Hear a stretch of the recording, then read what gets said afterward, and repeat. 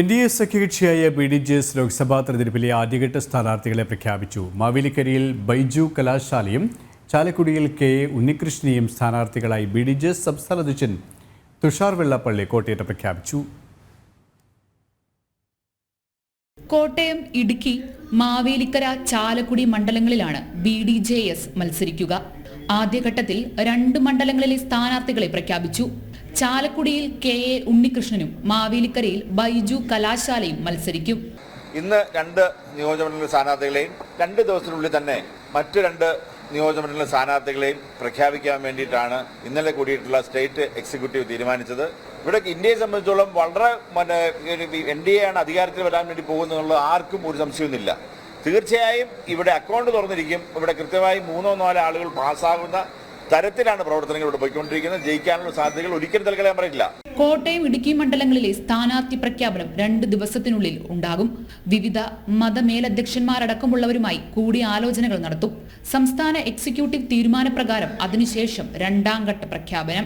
ഇവിടെയുള്ള സാമുദായികമായിട്ടുള്ള അല്ലെ മറ്റുള്ള സംഘടനകളൊക്കെ ആയി ഒന്ന് കൂടിയാലോചിച്ച് അവർക്കും കൂടെ കൂടുതൽ ആരാണ് താല്പര്യം എന്നതനുസരിച്ച് അവരെല്ലാം കണ്ട ശേഷം മാത്രം നമ്മുടെ കോട്ടയത്തെയും ഇടുക്കിയിലേക്കും സ്ഥാനാർത്ഥികളെ നിശ്ചയിച്ച് പ്രഖ്യാപിക്കാം എന്നുള്ളതാണ് ഞങ്ങൾ തീരുമാനിച്ചത്. അതുകൊണ്ടാണ് ഇത് വൈകിക്കുന്നത്. ഇപ്പോൾ കോട്ടയം സംബന്ധിച്ചിടത്തോളം എൻ്റെ പേരുണ്ട്, അല്ലെങ്കിൽ ഞാൻ മത്സരിക്കണം താല്പര്യപ്പെടുന്ന ഒരുപാട് ആളുണ്ട്.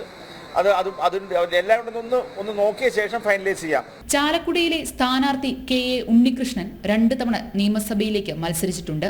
BDJS സംസ്ഥാന general secretary, rubber board vice chairman, SNDP Chalakudy union secretary തുടങ്ങിയ പദവികൾ വഹിക്കുന്നുണ്ട്.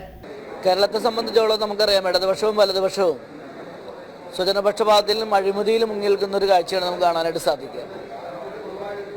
ഈ വരുന്ന 2024 നമ്മുടെ തെരഞ്ഞെടുപ്പിനെ നമ്മൾ നേരിടുമ്പോൾ നരേന്ദ്രമോദിജി വളരെയധികം ഭൂരിപക്ഷത്തോടുകൂടി വീണ്ടും കേന്ദ്രത്തിൽ അധികാരത്തിൽ വരുമെന്നുള്ള കാര്യത്തിൽ ഇടതുപക്ഷത്തിനോ വലതുപക്ഷത്തിനോ ഒരാൾക്ക് പോലും സംശയമില്ലാത്തൊരു സാഹചര്യത്തിലാണ് നമ്മൾ ഈ തെരഞ്ഞെടുപ്പിനെ നേരിടുന്നത്.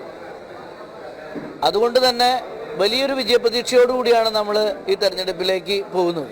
KPMS മുൻ ജനറൽ സെക്രട്ടറിയായ ബൈജു കലാശാല പൊതുപ്രവർത്തന രംഗത്ത് വർഷങ്ങളായി സജീവമാണ്. ഇപ്പോൾ രാജ്യം മുഴുവൻ NDA തരംഗമാണ്.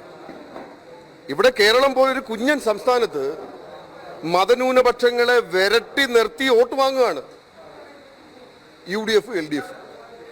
അപ്പോൾ അവരെ ഭയപ്പെടുത്തി BJP വന്നാൽ എന്തൊക്കെയോ, ഈ ചെറിയ സംസ്ഥാനത്താണ്, രാജ്യത്തൊന്നും ഒരു കുഴപ്പമില്ല, കേരളത്തിലോട്ട് വന്നാൽ എന്തൊക്കെയോ സംഭവിക്കുമെന്ന് പറഞ്ഞ് പാവപ്പെട്ട മതന്യൂനപക്ഷങ്ങളെയും മറ്റ് പിന്നോക്ക ദളിത് ജനവിഭാഗങ്ങളെയും ഒക്കെ ഭയപ്പെടുത്തി നിർത്തി ഇവരുടെ വോട്ട് തട്ടിയാണ് ഈ മുന്നണികൾ അധികാരത്തിലെത്തുന്നതും ജനപ്രതിനിധികളെ സൃഷ്ടിക്കുന്നതും. അതിന് ഈ തെരഞ്ഞെടുപ്പോട് അറുതി വരും. BDJS സ്ഥാനാർത്ഥി പ്രഖ്യാപനവും പൂർത്തിയാകുന്നതോടെ ശക്തരായ സ്ഥാനാർത്ഥികളുമായി NDA കേരളത്തിൽ എല്ലാ മണ്ഡലങ്ങളിലും ത്രികോണ മത്സരം കാഴ്ചവെക്കുകയാണ്. ജനം, കോട്ടയം.